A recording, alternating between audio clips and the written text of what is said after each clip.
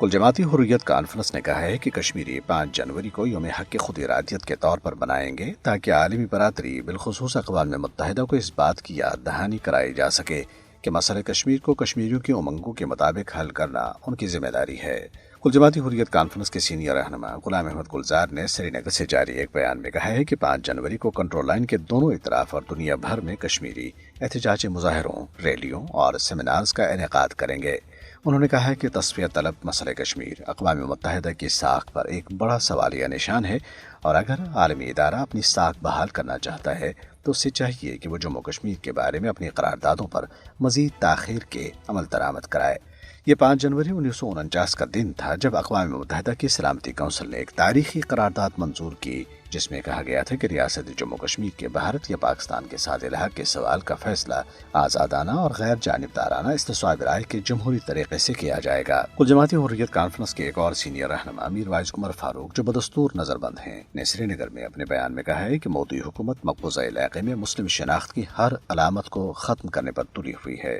انہوں نے کہا ہے کہ انہیں علاقے کی مسلم شناخت کی سب سے بڑی نمائندہ علامت جامع مسجد سری نگر سے زبردستی دور رکھا جا رہا ہے جو مودی حکومت کی ہندوتوا پالیسی کا حصہ ہے۔ دریاسنا بھارتی قابضین نے ضلع اسلام آباد کے علاقے پہلگام میں ممتاز آزادی پسند رہنما عامر خان کے گھر کو مسمار کر دیا ہے۔ اس سے پہلے ضلع پلوامہ کے علاقے راجپورہ میں ایک اور ممتاز آزادی پسند رہنما عاشق احمد ناگرو کے گھر کو بھی مسمار کیا گیا تھا۔ بھارتی فوجیوں نے ضلع پونچھ میں کنٹرول لائن کے قریب دیہات میں بڑے پیمانے پر تلاشی آپریشن شروع کر دیا ہے۔ قابض فوجیوں نے خاص طور پر ضلع کے علاقے کھری کرمارا کو گھیرے میں لے لیا اور گھر گھر تلاشی لی۔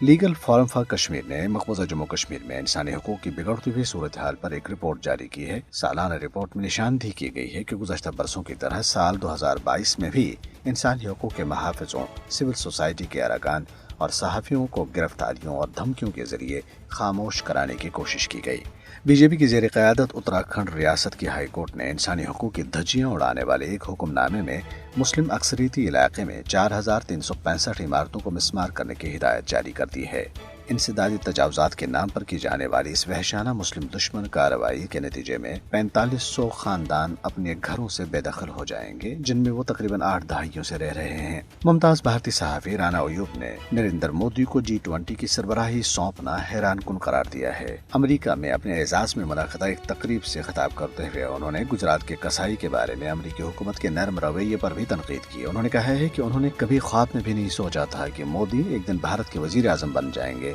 اور امریکہ انہیں ملک میں داخلے کی اجازت دے گا۔